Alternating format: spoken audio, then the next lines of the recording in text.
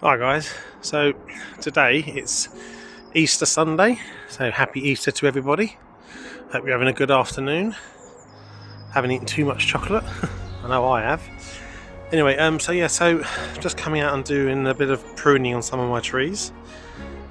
This is my specimen mountain maple, and it's in a takinami pot. Anyone that knows, it's quite an expensive pot. Very, very nice. But the actual tree itself, as you can see, is spectacular. I don't know if its camera's doing it justice, to be fair.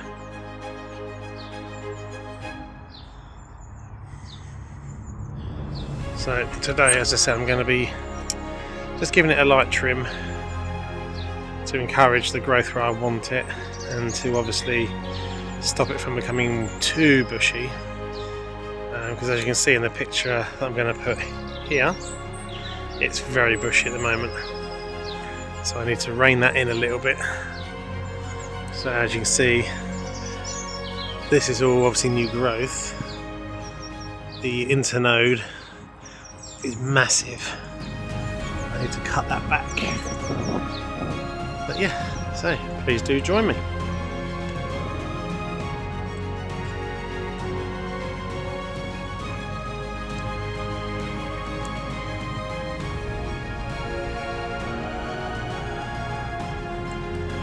If any of you don't know about nodes and internodes, let's see if I can get one on the screen for you. Let's find a larger one. Oh, there we go. That's too high for the camera. So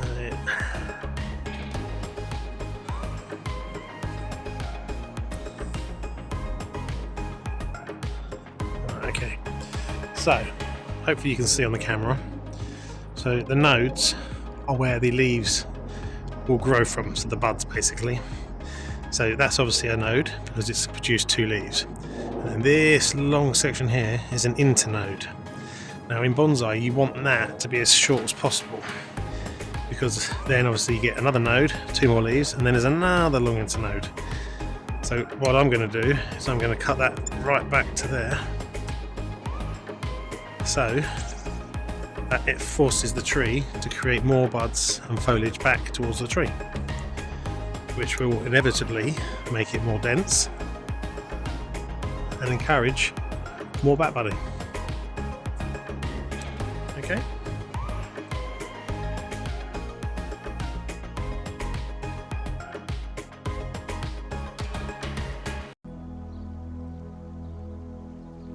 Hi guys, okay, so I have trimmed off quite a bit. Those of you that obviously are used to doing this will probably see where I have removed foliage. Other people may not be so obvious, but if I pan to the floor, you can see there's quite a bit, and that's just to try and keep it as compact as possible, but at the same time encouraging it to produce some buds further back. Because what you don't want is the tree to be right out here. You want it to be as compact as possible. Okay.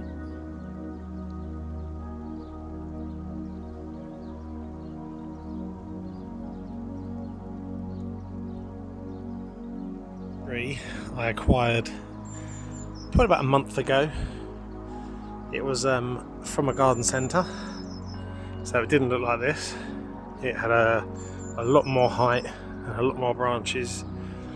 There was a special offer on, so I managed to get this tree for a very good price, and I had a few ideas with it, but as I was working with it, I suddenly thought, I'm going to turn this into a bonsai as it is, because there were so many low branches that I could keep, and this is the result. I mean, this is only, when I got it, had no leaves at all, and this is about 2 weeks worth of growth. I'll just Slowly turn the tree for you.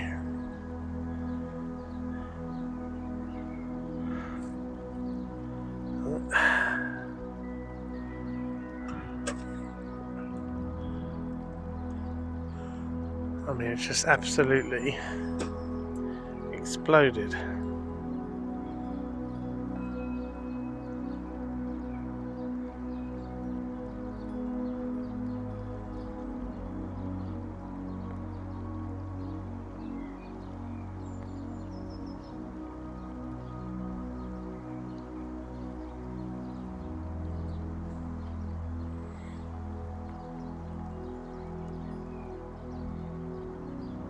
It's a fantastic Nabari, which I exposed and thread the roots over the rock.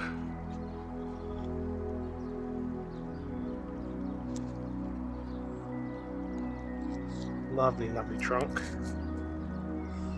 Obviously you can see that it is grafted, as most of these trees from garden centres are, but it's not a terribly obvious one, and that will fade with time.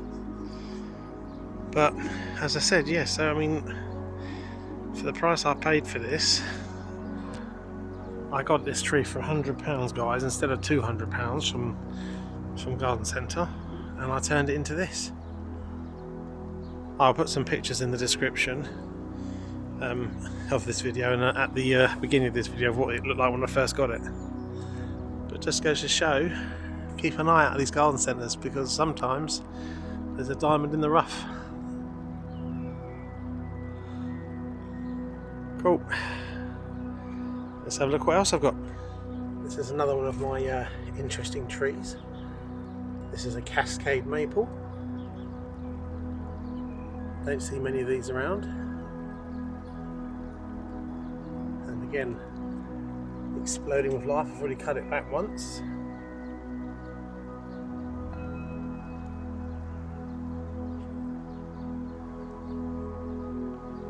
This is another one of my favourites.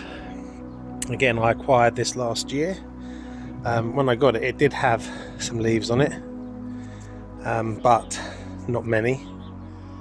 And it's been trimmed and now has exploded. Obviously a long way to go. This one came out a bit later than some of the others, but again, a beautiful twin Acer.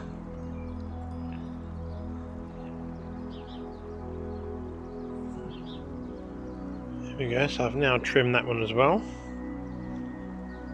A little bit easier to work on than my big one. But again, managing to keep the shape I want and keep it compact and as small as I can, basically. Right, let's have a look at another one of my favourite maples. Just a quick note, guys, don't forget, myself and Dave run Leatherhead Bonsais. It's a bonsai club, obviously. £20 a year to join, and your first week's free, so if you don't like it, there's nothing to pay. But if you're in the Surrey area and you're looking for a bonsai club to join, check out Leatherhead Bonsais. I'll put the email address up here, and just come along. What have you got to lose? Cheers, guys. Now this is one of probably was the very first Deshojo I ever got.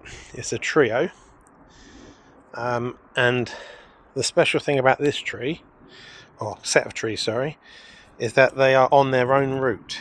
They're not grafted, they are on their own root, which does increase their value, because nowadays most things are grafted. But I've been working on these 2.5 to 3 years. This needs a trim. Obviously I haven't touched this since it exploded into growth, so it does need a trim, which I will do in a second. And if you're wondering about the pot, that is a pot that I made. Okay, but this is this tree holds a special place in my heart purely because of when I got it. But let's trim it up. Hi guys, so again, for anyone that's wondering what I'm doing or needs to know what nodes and internodes are again, so this is a good one to show you. So you can see the join here where the two leaves are coming from either side. That's a node. Basically a node is where the growth comes from, and then this long straight bit in the middle with nothing on is called an internode. And then, so I'll try and do this one-handed, and as you can see it then has another two leaves. Sorry, let's see if I can get it to focus. And then it has another node. So what I want to do is to pull the growth right back down to this, and try and get the tree to, if anything, put some nodes back. So I'm going to be cutting the tree so I can try and do this with one hand, guys. I do apologise. It's not the easiest thing in the world to do. I'm going to try and cut it there. Right. Okay. So I've taken off that long intersection, and I can now find where I've just cut it from. There you go. So now you can see I've cut that right back, and hopefully it will generate more buds towards the tree. By doing that, you cause the tree to have tighter foliage and smaller foliage, because you don't want the branches to get right out here with massive internodes in between each one. Okay guys, so I've now trimmed all the internodes that I think were too long, and hopefully you can see the difference. It's much more compact, tidy, and it should now produce some new smaller leaves to make up for the ones I've just removed. This is one of my absolute favourites. It's also one of the gems in my crown, and what I mean by that is I got it for a very good price, because I didn't know what it was. So anyone that knows their maples will probably be able to recognise this, although it's more recognisable in the early stages of its growth, when it first starts to wake up because of the colours. This is what you call a Katsura maple. It was bright orange with a bit of pink around the outside. I'll put some pictures up here of what it looked like when it first started to come back to life. And now obviously it's got a nice green. To cut a long story short, I got this, not knowing completely which variety it was, and a corkbark Chinese elm for £300, which I was happy with anyway. And then lo and behold, spring starts and I realise that this is a Katsura, and what that means is you can at least double if not triple the price, because Katsuras, especially ones of this variety, and specification as in like a really fat sumo trunk, very very small stature, very small leaves. The ramification on this is amazing. Branches are very very delicate. The branches are a little bit sparse, but then to me that just gives the impression of an older tree, and obviously new branches will be formed, but it's absolutely gorgeous. I put it in this green pot because the bark has got a very slight green tinge to it. I don't know if you can make that out, and I just think the pot sets it off lovely. So yeah, so that is one of my all-time favourite maples as well from my collection. One of my bargain, well, probably the biggest bargain since I've been collecting. So yeah, thanks guys. Let's have a look at what else I've got. This is another one of my favourite Acers. Obviously it is grafted, and it's quite a unsightly graft to be fair. But eventually, as the tree gets older, it will fade. But yeah, I mean, it's healthy, very healthy. I cut this tree right back last autumn / winter, and I actually thought, oh, maybe I've cut too much, but as you can see, it's come back with a vengeance. Really, really nice tree, and a nice good old trunk on it as well.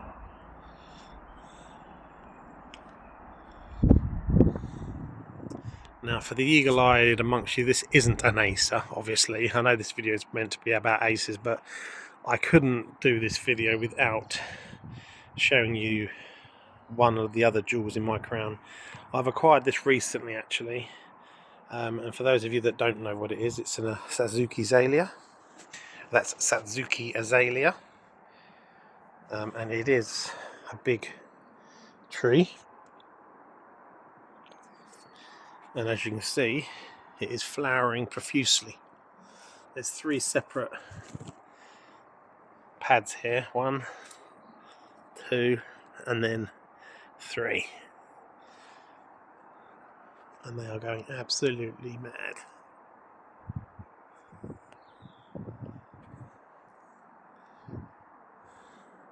Absolutely gorgeous tree. Okay guys, so this is going to be the last one for the day. I have got plenty more, but I do need to spend some time with the family, you know, seeing as it is Easter. So those of you that have probably already seen this is what I got from the Bonsai Expo at K2 in Crawley this year, 2025. I've already done some work on it, and it's just exploded again. I'm letting it grow as much as possible, but I'm selecting which branches I want, which is what I did on the last video. So for example, I left certain buds growing because obviously I want to produce branches, and as you can see, they're just going absolutely mad. That was back there. This is obviously producing more now. For those of you that have probably noticed, I've got some slight bugs on here. It looks like a mixture of ants and aphids or something. Now's the time of year for those. The ants do seem to be attacking most of them though, but I will be spraying this tree in just a second. It's that time of year, unfortunately, but as long as you catch it early. As you can see, there's no damage to this tree at all. So that one's really going well as well. Blimey. It shouldn't be long. I mean, I doubt it'll be this year, but next year I should be able to start wiring and shaping some of these. Not all of them, but yes, really like this. It's a field maple, if I haven't already said, and it will be having a bit more carving done to it at some point. But yeah, those ants are having a field day eating those little mites or whatever they are. But anyway, I'll just do a quick 360 of this for you guys before I zap those bugs.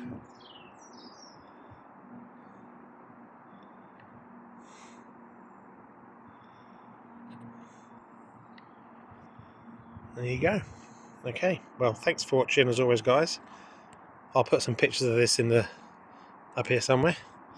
And until next time, please stay safe and enjoy our videos. Cheers, guys. Thank you very much.